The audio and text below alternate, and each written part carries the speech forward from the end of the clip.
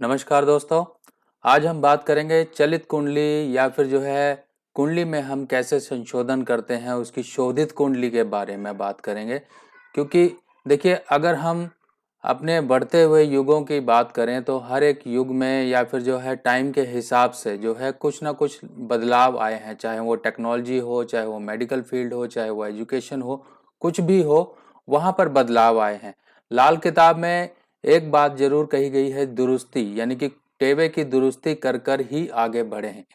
तो हम चीज़ों को जैसे जैसे हम बढ़ते जा रहे हैं, जैसे जैसे हम नई चीज़ों को खोजते जा रहे हैं, तो इन सब चीज़ों को भी हम जो है अगर हम इस्तेमाल ना करें, हम पुराने ट्रेडिशन के हिसाब से ही चलते रहें, तो हमारी प्रेडिक्शन और हमारे किए हुए काम में कहीं ना कहीं गलती हो जाती है। जैसे आप समझ लीजिए कि कोई इंसान अगर हाथ से काम करता है और वही काम जो अगर कोई टेक्नोलॉजी के थ्रू या कोई मशीन के थ्रू करता है, तो वो काम जल्दी होता है, प्रिसीजन यानी कि अच्छी पूरी आकृति जो उसकी चाहिए उसके हिसाब से होता है, उसमें जो है पूरी साफ साफ सफाई आती है और एक एक्यूरेसी, यानी कि क्योंकि मशीन जो है एक प्रॉपर डायमेंशन और प्रॉपर तरीके से काम करती है। तो उसी को एक मद्देनजर रखते हुए कि हम कुंडली में टेवे का संशोधन, यानी कि हम कुंडली में अगर मान लीजिए किसी का टेवा हमारे पास आया, तो उसकी कुंडली में बैठे हुए ग्रह हैं, उनको कैसे सही जगह पे बिठाएं कि हमें जो है हमारी प्रेडिक्शन जो हम उसके लिए बता रहे हैं उपाय, वो उसके सटीक बैठे। तो इसके लिए जो है लाल किताब को हम जो है भाव चलित कुंडली के हिसाब से देखते हैं। अब भाव चलित समझिए है क्या। भाव चलित जो है ग्रहों, यानी कि जो ग्रह हैं, एक खाने जो कुंडली के खाने होते हैं वो 12 खाने होते हैं। और हम पूरे अगर गैलेक्सी की बात करें, जो कि राशि चक्र की बात करें, उस राशि चक्र में जो होते हैं 12 डिविजन्स होती हैं। 12 डिवीजन यानी कि 12 राशियां होती हैं। पर जब ये राशि चक्र घूमता है तो कौन सी राशि जो है, एक राशि की डिग्री जो है 29 डिग्री 30 डिग्री के आसपास जाके कहीं पर भी रुक सकती है, यानी कि ये फिक्स नहीं है कि वो 30 डिग्री का पूरा चक्र ही राशि लेगी। तो हो सकता है कि उसने 25 डिग्री पे, हो सकता है उसने 26 डिग्री पे अपना चक्र पूरा कर लिया हो, तो पीछे वाली राशि को वो कुछ समय ज़्यादा मिल जाएगा, उस पहले वाली राशि को कम मिल जाएगा। तो ऐसे ये सब करने में, और यही स्थिति ग्रहों पे लागू होती है कि जब कोई ग्रह कुछ अंश पे कम होता है या अंश पे ज़्यादा होता है, तो वो ग्रह जो हमको लग्न टेबे में, यानी कि D1 चार्ट में जो दिखाई दे रहे हैं ग्रह बैठे हुए, वो ग्रह हमको जब हम भाव चलित में देखते हैं, तब वो ग्रह कहीं ना कहीं अपनी जगह बदल चुके होते हैं। मगर हम जो उपाय देते हैं, वो उपाय तो हम लग्न कुंडली के हिसाब से दे रहे हैं।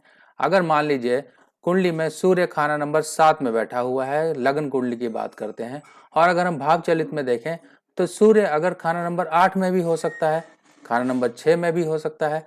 तो हमने तो उपाय उसको खाना नंबर 7 के दिए। तो क्या लगता है कि आपको ये उपाय काम करेंगे? जब तक कि हम उसको पूरा शोधित नहीं करेंगे, जब तक हम सूर्य की एक पूरी कंडीशन को नहीं देख लेंगे कि सूर्य खाना नंबर 7 में है कि सूर्य खाना नंबर 8 में है, अगर इसके हिसाब से वो चीज़ सही बैठती है, तो हमारा उपाय वो काम कर जाता है। अब समझ लीजिए कि कई लोग कहते हैं कि हमने ये उपाय किया, हमें ये काम ही नहीं किया। एक्चुअल में अगर हम उसकी शोधित कुंडली को देखें, भाव चलित के हिसाब से देखें, तो उसका हो सकता है सूर्य जो बैठा हुआ था वो खाना नंबर 7 में लग्न कुंडली में था, मगर वो शोधित कुंडली में खाना नंबर 8 में था। आपने जो उपाय किए वो खाना नंबर 7 के हिसाब से किए, जिस वजह से आपको वो रिजल्ट नहीं मिले। तो यही सब चीज़ों को मैं आज समझाने वाला हूँ कि किस तरीके से हम टेक्नोलॉजी या फिर जो है लोगों ने जो रिसर्च की, कृष्ण मूर्ति जी ने रिसर्च की और जो आगे रिसर्च आई, क्योंकि ये ज्योतिष एक बहुत बड़ा टॉपिक है, इसमें रिसर्च के हिसाब से ही सब चलता है।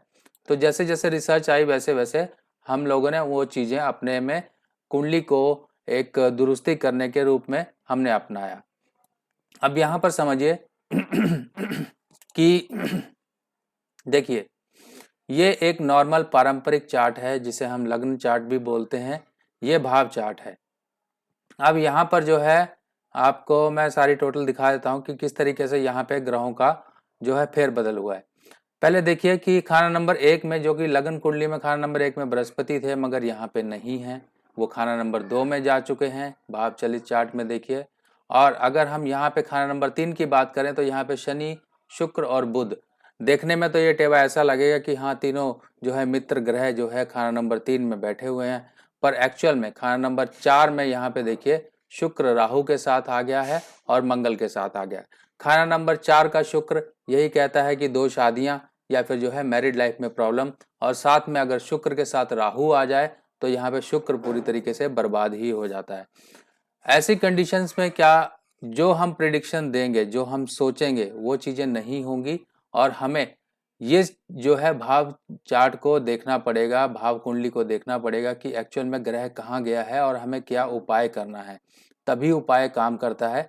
अगर हम इसके हिसाब से उपाय करेंगे, खाना नंबर 3 के शुक्र के उपाय कर लेंगे या फिर मंगल राहु के हम उपाय कर लेंगे, बृहस्पति हम कहते हैं लगन में बैठा हुआ है, चलो खाना नंबर 7 में इसके मित्र ग्रहों को स्थापित करते हैं, या फिर बृहस्पति लगन में बहुत अच्छा हमें एजुकेशन वगैरह देगा, बहुत कुछ देगा, पर खाना नंबर जब 2 में पहुंचेगा बृहस्पति, तब यहाँ पर जो है प्रेडिक्शन जो है पूरे मायने उसके चेंज हो जाते हैं।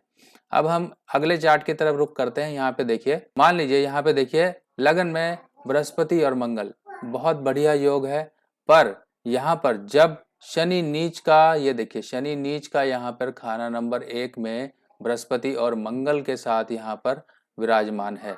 हम शनि खाना नंबर 1 का जब होगा तब यहाँ पे हेल्थ इश्यूज देता है, कारोबार में दिक्कतें देता है, और कई सारी दिक्कतें यहाँ पे शनि खाना नंबर 1 से जुड़ी होती हैं।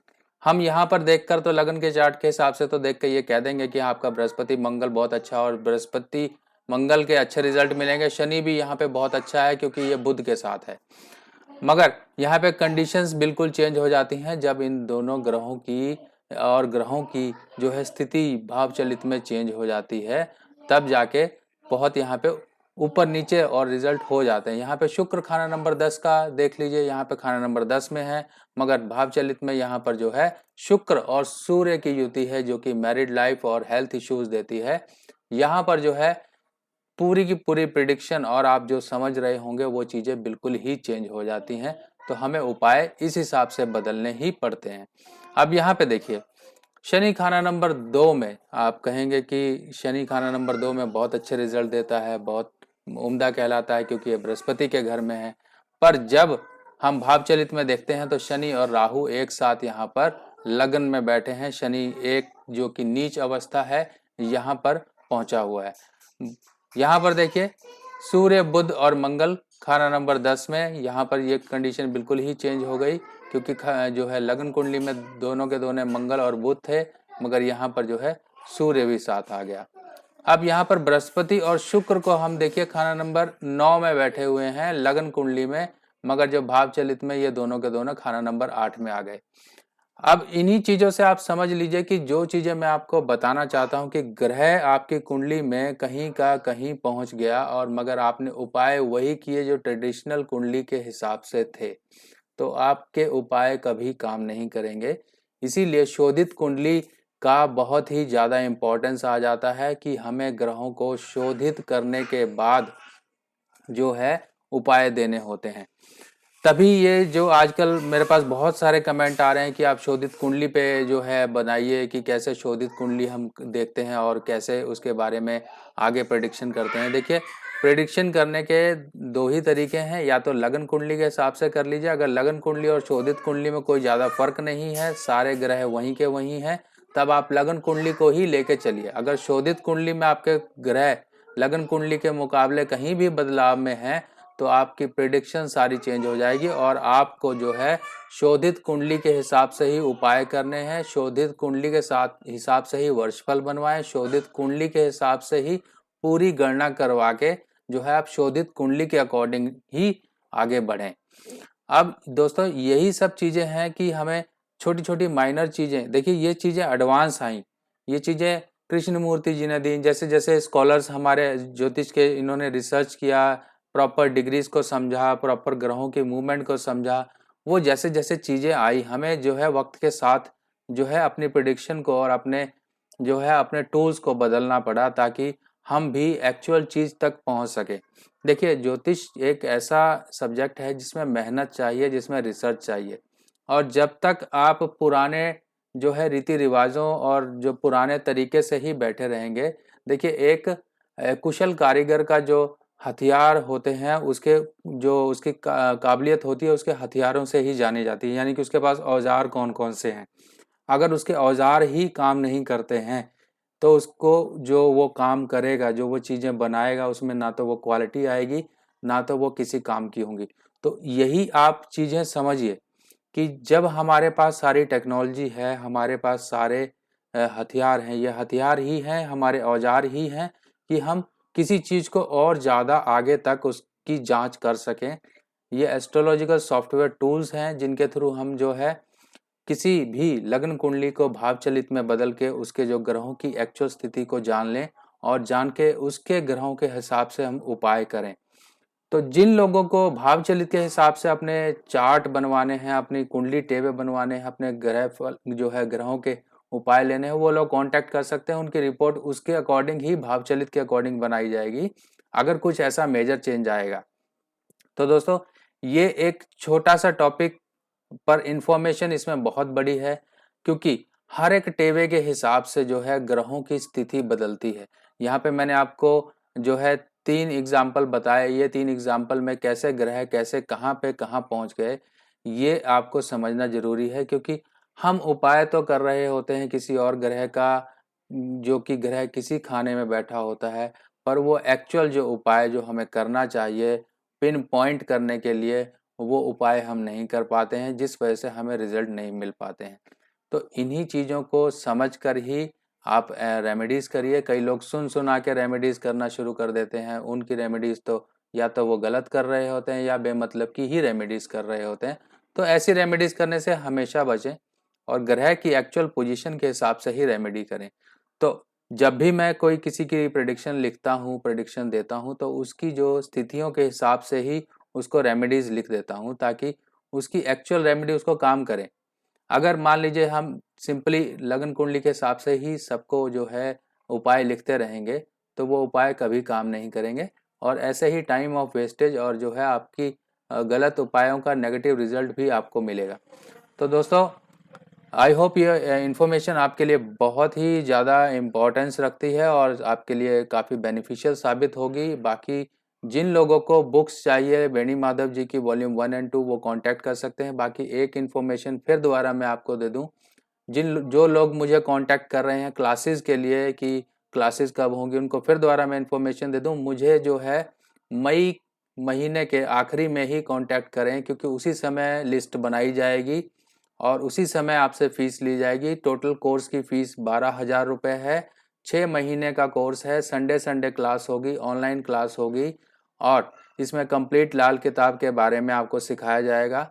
और इससे पहले जो लोग एडमिशन लेना चाहते हैं उन लोगों से यही रिक्वेस्ट है कि वो वैदिक एस्ट्रोलॉजी की बेसिक जो है ज़रूर जान लें, क्योंकि कुछ ना कुछ वैदिक एस्ट्रोलॉजी के पार्ट्स जो है लाल किताब में आते हैं, जिस वजह से आपको प्रॉब्लम होगी। तो पहले से ही तैयार होकर रहें, अभी समय है, जितना हो सके बेसिक एस्ट्रोलॉजी को सीख लें ताकि लाल किताब को सीखने में आपको कोई प्रॉब्लम ना हो। बाकी दोस्तों नेक्स्ट वीडियो पोस्ट में फिर मिलेंगे, तब तक के लिए आज्ञा दीजिए। नमस्कार।